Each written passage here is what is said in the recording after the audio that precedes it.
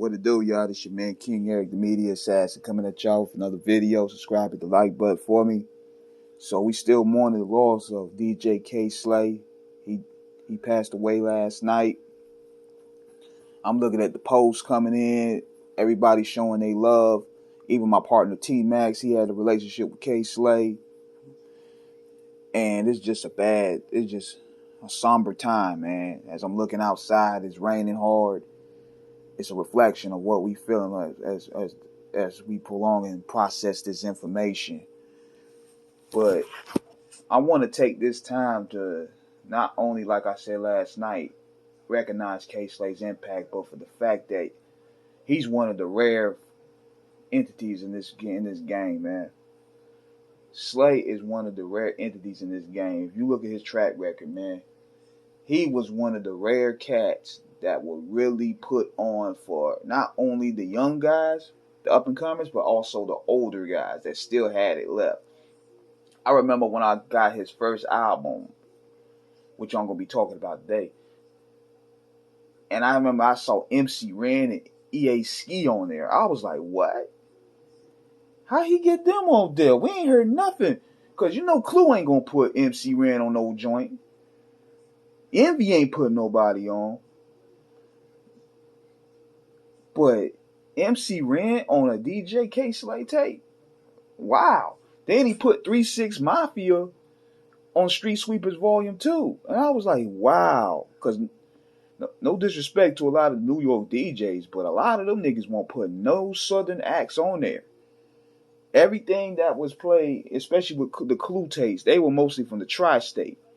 And they didn't eventually get to the South or to the West Coast till later on. But at that time period, they won't fucking with nobody from the West Coast or the East Coast for that. I mean, it's the South for that matter.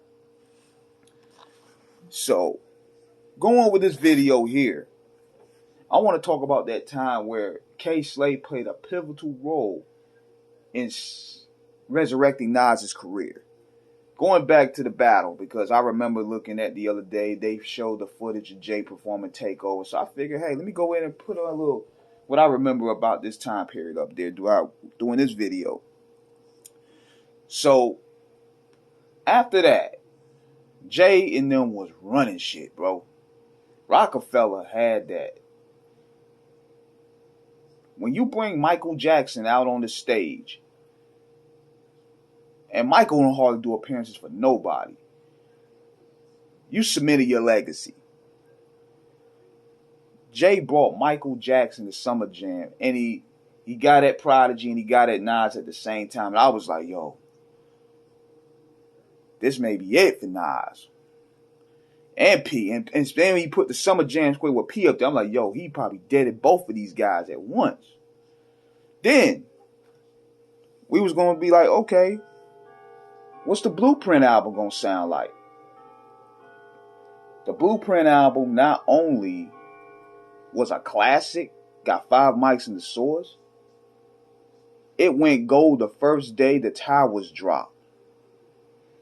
So that Rockefeller, Def Jam, Jay-Z machine was rolling. Mobb Deep at the time, they still had some pull, but it wasn't really as strong as it was in the 2000s going on because of the situation with Loud Records. Loud was really going through a downsizing period. So a lot of those records after 2000, after that monster fourth quarter they had, 2001, they kind of like went on the backslide. And then at the time with Mobb Deep, with Prodigy, when they dropped the Hey Love joint, they were like, huh, where's this coming from? So people were thinking that Jaden did at Prodigy, even though that's not the case at all. But in the situation with Nas, they thought Nas was done because his albums wasn't really hitting like that. Jay was on top of the world in 2001. Rockefeller's on 2001. You had NBA ball players throwing up the rock. You couldn't compete with that. And a lot of these labels and a lot of these radio programming, they didn't want to give Nas a shot. They was like, It's the same ordeal with Mace and the Oracle too. Puffy got this thing on lockdown, so anything challenging Puffy or going against Puffy ain't gonna get no support. So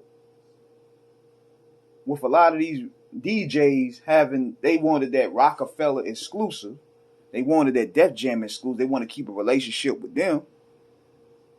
They didn't want to support the Ether record. They didn't want to put it nowhere. They didn't want to play it on no station. They didn't want to put it on no mixtape. Slay, he ain't care for Jay anyway. He was like, yo, give me that record.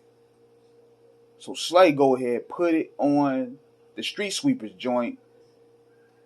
And man, you had to live through that time period. I remember posting on Supporting Online Hip Hop, and they posted Nas responds to Jay. And oh my God, man, it lit up a shitstorm overnight. K-Slay stock went up. Nas's career went to another level. It got resurrected. Then afterwards, K-Slay started, rolling with Nas a little more. He was doing videos for him. He did the concert when he brought Ludacris and Jadakiss out there. He did the Made You Look video. He doing it Nas to be a part of the rollout for his album. And then out of nowhere, Nas got into a situation and just pulled out of doing the video altogether. Because I remember him saying something like he felt Loon wasn't a gangster enough or something of that caliber. And I was like, come on, Nas. Regardless of how you feel, man, you could at least done the video for this man. This man broke his back to give you a shot and looked out for you when the industry did not want to fuck with you at all. So now you want to go ahead and do this, man. Like, it's crazy to me. And it had to be very, very bad because they haven't done any work since. And that was going on 20 years ago. Nas and Slay ain't done nothing with each other since then. Nas wasn't on any of his albums. They ain't done no work at all, which is crazy to me. So that's where it stood, man. Like, Slay went ahead out his way to look out for Nas, because that's what Slay does. He looks out for the little guy. He looks out for the guy that's the underdog. He looks out for the guy that is looking for a break. He don't care about that industry crap of having certain connections or having a bag up front. He believed that if he seen that you nice, if he seen that you had the aptitude to make it, why not put him on there? Let's see where it go. And that attitude is going to be missed, man, because these gatekeepers, it's so much politics and BS out here. It's disgusting, man. The crap that you got to play. Like, if you want to get your record on Flex, you got to drop in like 10 bands for Flex to drop a bomb on it. Whereas Slay, he'll put you on his tape for pretty much free. And drop a freestyle there, then you work your way up. Because Slay used to have mixtapes full of like 30 tracks. And some of the freestyles used to be from unknown niggas, and you had to work your way up. I remember Game when he first came out. That's the first time I heard of it was on a K-Slay mixtape when he rapped over the G, nothing but the G thing joint. And he went from the bottom to the top. Like 2003, he was on the bottom. In 2004 to 5, he started becoming on the top of the songs, like on the top 10 ratio. But that's what K-Slay does, man. I'm hoping that we could give him his appreciation, because that brother did a lot for hip-hop, man. That dude is hip-hop all the way, sinking Leonard. He's through that, man. So, rest in peace, DJ K-Slay, man. You're going to be sorely missed, man. We looking out for you on Off the Cuff Radio, man. Big shout out to my man T-Max. That was a friend of his. Hold your head, man. So, be on lookout tonight. We got the legendary JD from the Lynch Mob on board tonight. So check us out. Holla.